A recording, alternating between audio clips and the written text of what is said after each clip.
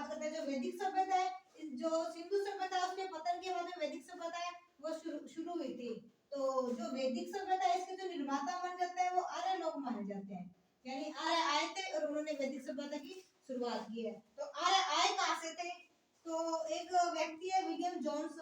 William Jones कहता है कि यूरोप से आए थे, यानी इनको क्या माना है? यूरोपियन माने हैं। बीजे तिलक किसको कहता है कि ये जो आर्य लोग थे ये उत्तरी ध्रुवीय आर्कटिक प्रदेश से आए हैं। तो दयानंद सरस्वती जी क्या कहते हैं इसके बारे में? सरस्वती से तिब्बत, सरस्वती कहता है कि ये तिब्बत से आए हैं। और एक है एलडी कल, कैसे ये कहता है कि ये लोग कश्मीर से आए हैं।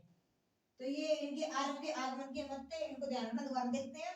मैक्स मुलर मैसे मध्य एशिया। विलियम जोन्स कहता है यूरोप से आए थे। बीजे तिलक कहता है ये उत्तरी ध्रुव के आर्कटिक प्रदेश से आए थे।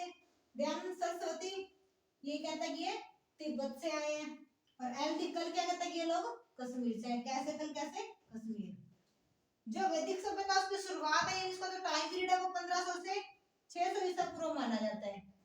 जो वैदिक सभ्यता इसको दो पार्ट में डिवाइडेशन करके पढ़ा गया, एक था उत्तर ऋग्वैदिक काल, दूसरा है उत्तर वैदिक काल। 1500 से 600 को डिवाइड करते हैं तो आएगा 1500 से 1000 ऋग्वैदिक काल और 1000 से 600 उत्तर वैदिक काल। जो ऋग्वैदिक काल था उस टाइम पे जो यहाँ पे प्रशासनिक जो व्यवस्था चलती थी वो यहाँ पे टाइम पे थी कुल, ग्राम, विश्व, जन, राष्ट्र।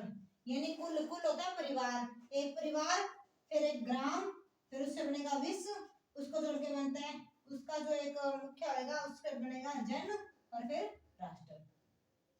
ये इसकी प्रशासनिक इकाई थी। जो ऋग्वैदिक जो काल है इस टाइम पे जो यहाँ की व्यवस्था थी वो गणतंत्र व्यवस्था थी। गणतंत्र यानी कि जनता है वो यहाँ पे राजा को चुनती थी, गणतंत्र की व्यवस्था थी। जो उत्तरवैदिक काल तक आते आते क्या हो गई थी? वंशानुगत हो गई थी, यानी राजा का बेटा ही राजा बनेगा। उसी में आगे बात करते हैं। तो ये जो सभा व समिति थी अपने प्रति ऋग्वैदिक काल में, अथर्ववेद के प्रति सभा और समिति जो उसका अध्यक्ष है उसको ईशान कहा जाता है। इस बात को थोड़ा सा ध्यान में रखना। सभा व समिति के जो अध्यक्ष है उसको क्या कहता है? ईशान कहा जाता है। वैदिक जो सभ्यता है वहां पे प्रथा प्रचलित थी। ऋग्वैदिक सभ्यता में दास प्रथा भी थी, ये भी ध्यान रखना। लेकिन यहाँ पे सती प्रथा नहीं थी। ऋग्वैदिक में पर्दा प्रथा भी थी, दास प्रथा भी थी, लेकिन सती प्रथा नहीं थी। और ये जो सभ्यता ये पितृ प्रधान सभ्यता थी। पितृ प्रधान ये ऐसे याद रखेंगे। और ये ग्रामीण सभ्यता है कि यहाँ पे जो गांव होता है, गांव में घर में पिता की चलती है। शहर यानी जो नगरीय सभ्यता है वो माता स्थापमती सिंधु। शहरों में घर में माता की चलती है, गांव में घर में पिता के लिए पितृ प्रधान के लिए ग्रामीण सभ्यता है। याद रखना, लॉजिक है सिर्फ। और ये ग्रामीण सभ्यता थी। और यहाँ पे बाल विवाह नहीं थे, बाल विवाह निषेध थे यहाँ पे। दोबारा देख लेते हैं क्या था क्या नहीं था। जो वैदिक सभ्यता यहाँ पे प्रथा प्रचलित थी, दास प्रथा भी थी और गणतंत्र व्यवस्था भी थी। क्या नहीं था? तो सती प्रथा नहीं थी, बाल विवाह नहीं था। दोनों चीज को ध्यान में रखना। ये ग्रामीण सभ्यता है और ये पितृ प्रधान सभ्यता है। इनका जो मुख्य व्यवसाय था वो पशुपालन है। मुख्य व्यवसाय पशुपालन है। नंबर 2 पे क्या आता है? कृषि आता है। तो इसको भी ध्यान रखना। जो सिंधु है इसका अपोजिट है, उसमें 1 नंबर पे कृषि आता है, उसमें 2 नंबर पे पशुपालन आता है। जबकि वैदिक है, ग्रामीण है, तो हमें पहले पशुपालन था, उसके बाद में कृषि आएगी। आगे जो कुछ विदेशी महिलाएं अपने पढ़ते विदुषी है, जो गोरशा, अपाला, लोकमुद्रा, ये यहाँ की विदुषी महिलाएं थी। इनको भी थोड़ा ध्यान में रखना, पूछ दी जाती है। जो वैदिक सभ्यता में जो के टाइम पे जो अविवाहित महिलाएं थी उनको अमाजु कहा जाता था। अमाजु क्या है? तो अविवाहित महिलाओं को अमाजु कहा जाता था।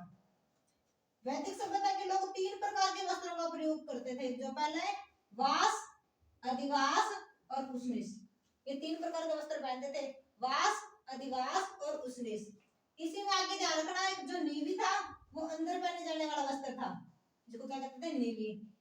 इनका मुख्य व्यवसाय आपको बता दिया है। जो प्रिय पशु है इनका वो घोड़े को माना जाता था। और प्रिय देवता ऋग्वैदिक के टाइम पे इंद्र था, जो कि उत्तर वैदिक के टाइम प्रजापति होएगा, ये भी ध्यान दे लेना। ऋग्वेद के टाइम पे जो मुख्य देवता है वो इंद्र है, उत्तरवेदी के टाइम पे मुख्य देवता प्रजापति है, दोनों को ध्यान में रखना। आगे अपने देखते हैं तो उपनिषदों की कुल संख्या 108 है, ये पढ़ा दिया, पुरानी वीडियो देख लेना। जो महापुराण है उनकी संख्या 18 है, ये भी देख लेना। महाकाव्य है जो अपने वो 2 है, रामायण और महाभारत, इनको भी ध्यान में रखना थोड़ा सा। रामायण महाभारत, महाभारत का पुराना नाम जय संहिता है, काफी बार पूछा गया तो उसको भी ध्यान में रखना। उसी के आगे अपने बात करते हैं जो उत्तरवेदी काल है, यहाँ उत्तरवेदी काल से आश्रम व्यवस्था की शुरुआत मानी जाती है। तो जो आश्रम व्यवस्था की जो पहली बार जो अपने को पता लगा था कि आश्रम व्यवस्था जैसी कोई चीज होती है, तो कहां से पता लगा था? आश्रम व्यवस्था की जो जानकारी है अपने को मिलती है ऐत्रेय ब्राह्मण से आश्रम व्यवस्था की जानकारी मिली थी। और आश्रम व्यवस्था में आश्रम है वो 4 होते हैं, इसकी जो जानकारी है वो अपने को मिलती है जाबलोपनिषद से। दोनों बात को ध्यान रखना, आश्रम व्यवस्था ऐत्रेय ब्राह्मण से और 4 आश्रम जाबलोपनिषद से। 4 आश्रम कौन कौन से हैं?